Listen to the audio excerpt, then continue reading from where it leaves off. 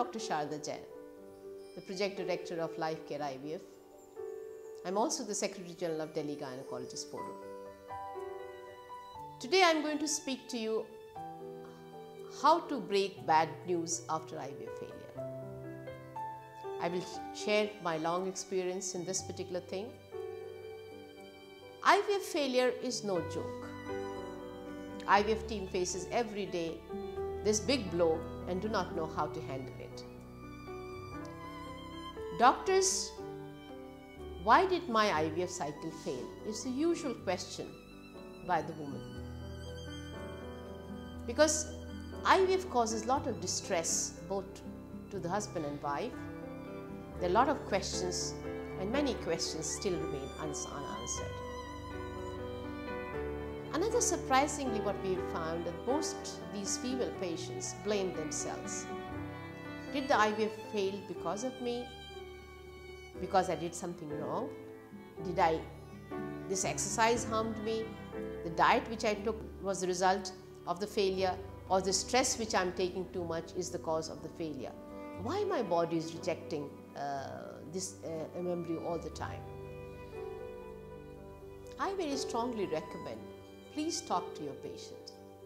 Don't abandon your patient at this particular time. She needs you at this time very much. Secondly, you must counsel your patient beforehand only that the first IVF cycle is a test cycle. You come to know many things about the female partner and the male partner. What is the quality of the sperms? What is the quality of the egg? Everything is we come to know after the first cycle. And we as a team only has a solution for this particular lady. If we do not talk to her, she will probably move to some other center and everything will be done all over again. So, please take care of your patient emotionally. She's unstable at this time. Quite a few of couple are angry with the doctors and they blame for the failure to the doctors. Doctors do not want to talk. This way I've seen about that majority of the patients do not want to talk to the patients or patient as a couple after the failure. They are very uncomfortable breaking the bad news. We see in our own center only that there are 6 IVF experts, and majority of the time this job has to be done by me. This is because this particular thing is not taught in the 4 walls of the medical college. How to handle patients, how to break the bad news. I feel the informed consent is very, very important. This should be taken very seriously by all IVF experts in the team. I feel it's very vital for a senior gynecologist to give 10 minutes time, explain the success rate of the clinic, what protocol has been used, what chances of success they have, because it's never 100%. And if you find that the couple is difficult, it was much better to do a video recording. So at least the couple knows that this particular problem had been dealt with the IVF team beforehand itself. I feel this informed consent is very important, because we find that once we go through the cycles, we know 80% of time it was anticipated, but in 20% it is totally unexpected failure. It drains the energy of the IVF team as well as of the couple. Now, to my mind, the role of IVF team after an IVF failure is be empathetic, be honest, tell the truth with compassion. Don't hide anything, and in the first session, please speak very little. The role of a primary care gynecologist is also very, very important, provided the gynecologist, referring gynecologist knows A to Z of the IVF cycle protocols and how we infer things, because one can come to know from the discharge slip what kind of protocol had been used, how many embryos have been transferred, what had been the quality of the embryos, and everything one can definitely do that a primary gynecologist can also counsel them to a large extent. The critical analysis of the of the IVF cycle is required by the IVF team. What really went wrong? What we have learned from this failed IVF cycle? Do we need to change the protocol next time? What do we do exactly? These are the keys of the success as far as the IVF failure is concerned. Troubleshooting is in the IVF clinic. If they find that the couple is uncomfortable with clinic staff behavior, then you can definitely take care of it. Super ovulation protocol, in case if it need to be modified, one can do it. One can see the ovarian response, what had been the good ovarian response, whether the endometrial thickness had been more than 7 millimeter, whether it had been of a right texture, and whether the embryo transfer, which day it was done, was the embryo transfer was easy. All these things are very, very important. Then as for the lab issues are concerned, the lab rating, the quality control measures are very important. You should exactly know what is the fertilization rate of your lab, whether the quality embryo has been there, what had been the quality of embryo which in the given cycle, and how did other patient on the same day do. This also makes difference. If you find there had been 6 IVF on that particular day and 2 had conceived and this particular patient had not conceived, so you exactly know that there is probably not something is not grossly wrong as for the lab environment is concerned. We also know that the only good embryo is going to become a baby. We can grade embryos, but we still cannot predict which embryo will become a baby. Please give photos of the embryos to the patient, as one picture is much better than 1,000 words. And I think if the couple should be told initially only that they should insist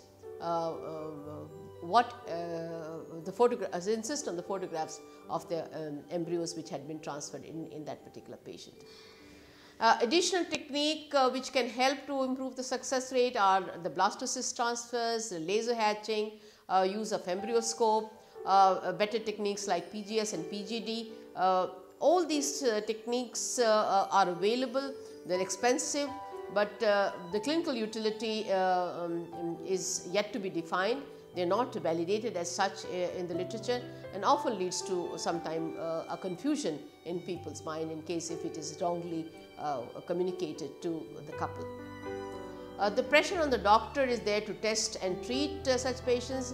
What I require is these patients require definitely exclusion of endometrial tuberculosis.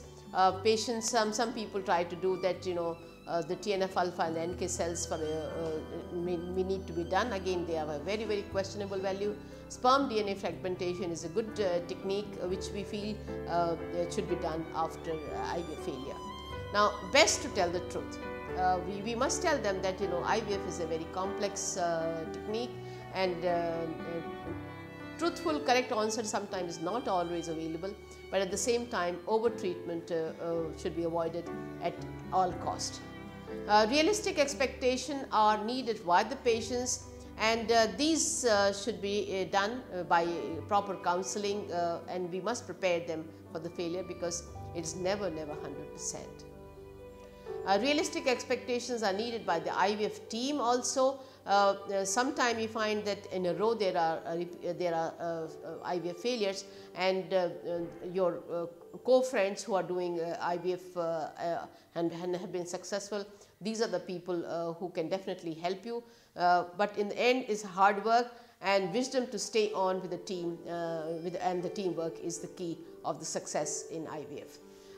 Guaranteed pregnancy programs are there in US which say that you pay for 2 and the 3rd is free. I think some kind of this kind of working should also be brought in India culture also, because it reduces the financial risk and it tells the patient that the doctor and the patient have the same goal as far as the pregnancy is concerned. Now, what can we change? We can change the eggs, we can change the sperms, we can change the uterus, we can change the clinic. Now, once we see the cycle and we know it had been a poor ovarian response, we can change the induction protocol. We can give the supplements to this particular patient like DHEA and antioxidants, and sometime if we find her quality of eggs had not been good, we can suggest them for a donor eggs or a donor embryos. Eggs, too many eggs had been there, like as patients on PCOD, they have so many eggs, and such patients, you have to see to it that a gentler superovulation technique is required in such patients.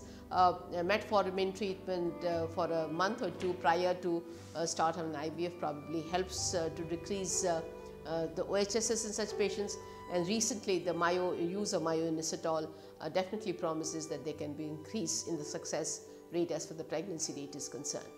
Now, as far the sperm is concerned, in case it had been an IVF, then we can suggest these patients that we can use instead of an IVF ICSI to overcome this fertilization failure.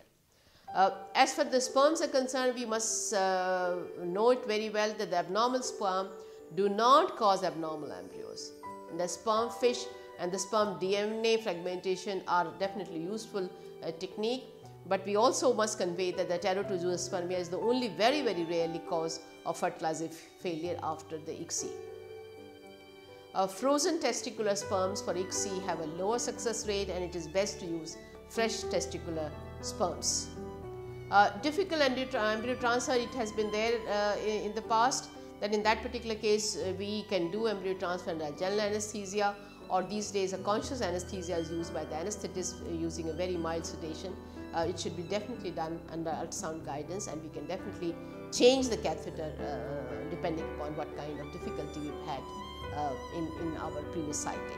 And ultrasound guided embryo transfer is routine with us, and it helps to overcome difficult transfers. Now, as far as the uterus is concerned, vaginal ultrasound can evaluate the uterus by our team to a large extent, and we feel that the routine hysteroscopy is not needed. But if you have had previous IVF failure, in such cases we do a hysteroscopy in such patients. We feel that if SIS, saline infusion sonography is done, this can also take care and give you the similar kind of instructions, information as given by the hysteroscopy. Now, as for the thin uterine lining is concerned, whenever you find there is a thin endometrium less than 7 mm, please do not transfer. Freeze all embryos and add estrogen or sildenafil in the next cycle. Endometrial injury sometimes can also improve the blood flow. Something like GCSF or granulocyte colony stimulating factor are given on the day of trigger, and this can also improve sometimes endometrial lining. And in case if the endometrial lining cannot be taken care, then you have only one answer, that is surrogacy. As for the clinic thing is concerned, sometime if you have a repeated failure in one particular place, you can send to your friend's clinic. It can find that the second place can have a second opinion and different perspective of the things, and I think it definitely makes difference. Information and more information therapy is vital for IVF patients. We need to counsel them. We must have an alternative plan B for such patients, and we must know exactly how to answer to all their queries which these people have in their mind. And in the end, I will say be kind to these patients because they are very emotionally unstable. IVF is often the last resort, and they have spent a lot of money on this particular thing. Once IVF fails, it's a very big blow to the couple. Please talk and console the woman especially, and help them to cope up with the rough patch of their life. Integrity of the team, faith in the team, and the peace of mind is all that is needed. And I can say that the support patient group, the patient who have had a successful IVF from your center, but who in the first or the second cycle it has failed, if these patients counsel these patients with IVF failure, it can definitely do wonders. And I feel doctors too also need supporting IVF teams to take care of them, because the peer support can be very helpful to mature as an IVF expert.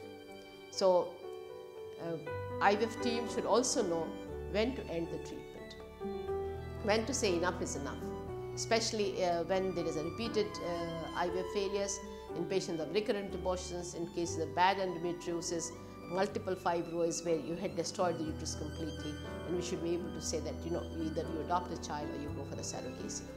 And in the end, I always say the useful prayer is both for patients and the doctor is there, that God grant me serenity to accept the things I cannot change, the courage to change the things I can, and the wisdom to know the difference between the two.